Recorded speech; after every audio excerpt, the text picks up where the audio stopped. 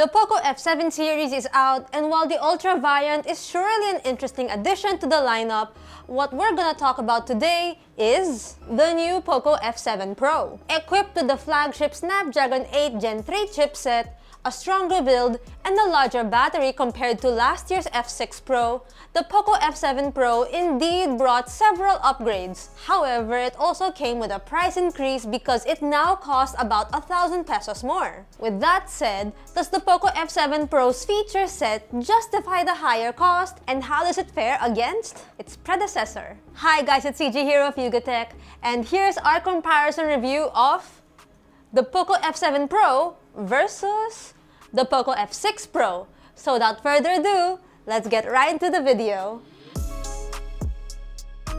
At first glance, you can easily distinguish which is which. Our POCO F7 Pro in black colorway sports a two-tone finish, with the bottom part having a matte texture and the upper half in a glossy finish. The circular camera island is hard to ignore, housing its dual rear camera setup. Up close, you'll notice that the upper parts add some geometric design elements, and the camera island even has a rigid outline. The F7 Pro now has a flat back panel, which could be seen as either a good or a bad change. For most, it might be a positive one, as it kinda gives off the phone a more premium feel. However, when comfort is taken into account, you might appreciate the curved sides of the POCO F6. Last year's model features a rectangular camera module complemented by individual camera rings, the fourth being the LED flash. The back is splashed with a decorative pattern, and it's giving a rather unique look. Design-wise, the writer of this comparison, JM, actually prefers the look of the POCO F6 Pro, having a better, simpler camera layout. We also appreciate the smaller POCO logo,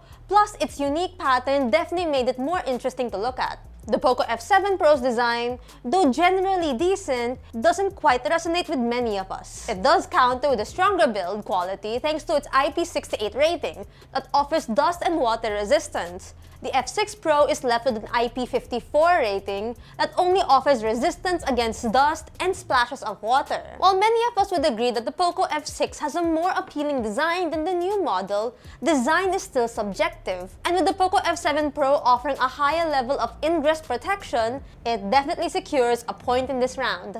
Flip the phones over, we see identical display panels here. Both the F6 Pro and the F7 Pro feature a 6.67-inch AMOLED display with a smooth 120Hz refresh rate. The screen resolution is the same on both devices as well, offering a wide quad HD Plus resolution at 526 pixels per inch. Notably, the main difference lies with their peak brightness. The F6 Pro boasts a higher peak brightness of 4000 nits, while the F7 Pro maxes out at 3200 nits. However, do note that such peak brightness figures refer to HDR luminance, which doesn't necessarily translate into an overall betting viewing experience. Speaking of visuals, I don't notice much of a difference, possibly because both models are likely using the same display panel. You'd still get vivid colors, deep blacks, and Dolby Vision support. Another key difference I might add is about the audio quality. Both do have a nice soundstage, which is also enhanced by Dolby Atmos. However, it seems that the F7 Pro has a more punch to the bass. Regardless, you won't be disappointed on both models when it comes to audio-visual experience. There's just one thing where the F7 Pro one-ups its predecessor, and that's its under-display fingerprint sensor, which is now an ultrasonic sensor rather than the optical for the F6 Pro. So with that, the POCO F7 Pro gets another point in this round. Now, let's get to the exciting part, the performance. The POCO F7 Pro is powered by the Snapdragon 8 Gen 3, a more updated chipset built on a 4nm process clocked at up to 3.3 GHz. Meanwhile, the POCO F6 Pro features the previous generation Snapdragon 8 Gen 2, also a 4nm chip, but has a relatively slower clock speed at 3.19 GHz. It still delivers impressive performance, though with a slight step back in comparison with the newer chip. For config, our F7 Pro unit comes with 16GB of RAM with 512GB of storage, while our F6 Pro also has 16GB of RAM with a larger storage at 1TB. In our testing, the POCO F7 Pro consistently outperformed its predecessor, the F6 Pro, across all its benchmark tests. Its Antutu score surpassed 1.8 million points, which is a significant leap ahead of the F6 Pro's 1.5 million. When it comes to storage speeds, the F7 Pro pulls ahead with faster read and write speeds in the Antutu storage test. That's likely thanks to the newer UFS 4.1 storage compared to the F6 Pro's UFS 4.0. For graphic-intensive tasks like 3D Mark, the F7 Pro hit nearly 4,000 in the Wildlife Extreme test, also with a faster average frame rate. Check out the rest of our benchmark results here. With these figures, it's clear that the POCO F7 Pro has the upper hand when it comes to performance. In real-world use cases though, there's barely any difference. Navigating and playing games on both devices feel fluid and smooth. We were able to play graphically intensive titles like Zenless Zone Zero at high custom graphics, and both handled it well. Casual and mobile games like Honor of Kings and Pokemon Unite are definitely playable at ultra and high graphic settings without any stutter. Despite this, we can't ignore the superior processing power of the POCO F7 Pro, so it's only fair to give it another point in this round. As for optics, the POCO F7 Pro appears to have a slight downgrade on paper. Or is that not the case? You see, it retains the exact 50-megapixel main sensor and the 8-megapixel ultra-wide, but it ditches the 2-megapixel macro. That doesn't sound like a downgrade, right? Its selfie camera did get more megapixels though, now a 20-megapixel shooter which is previously a 16-megapixel on the F6 Pro. Having literally the same set of rear cameras, expect mostly the same level of image quality. Images captured with both devices are nice with sharp detail, decent dynamic range, and good color reproduction. The F7 Pro does add a bit more contrast, but the difference is subtle compared to the F6 Pro's output. You can see our sample shots right here.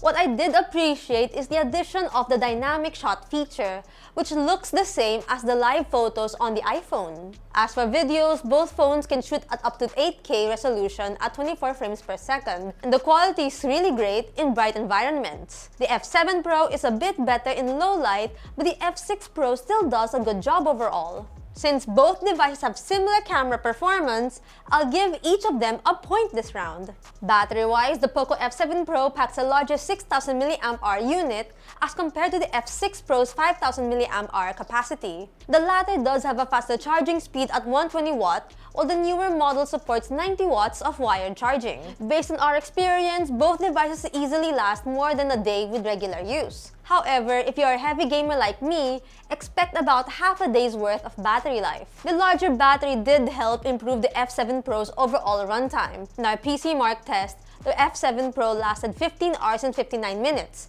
That's over 5 hours longer than the F6 Pro, which lasted 10 hours and 50 minutes. However, if both phones' batteries run low, you don't have to wait long to recharge them. The F7 Pro takes about 40 minutes to fully charge, while the F6 Pro charges even faster in about 20 minutes. On the software side, both phones run Xiaomi HyperOS 2 based on Android 15, though despite the same HyperOS version, the POCO F7 Pro already got the latest update. There's not much of a difference to see here except that the F7 Pro has a more streamlined Xiaomi Hyper AI, which offers a range of AI-powered tools.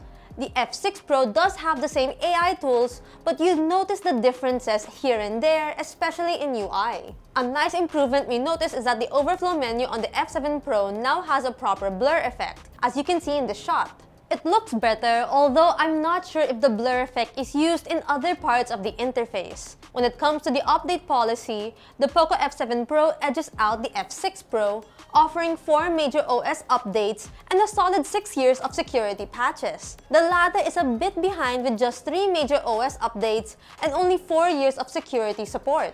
Connectivity-wise, both models get all the essentials: 5G, Wi-Fi 7, NFC, and the nifty IR blaster. To wrap things up, the POCO F7 Pro definitely steps up the game in terms of performance with a Snapdragon 8 Gen 3, a stronger build, and that massive 6,000 mAh battery. It's got that extra durability with IP68 water resistance and even a faster on-the-display fingerprint sensor. On paper, it does look like a pretty solid upgrade over the F6 Pro. But here is the kicker.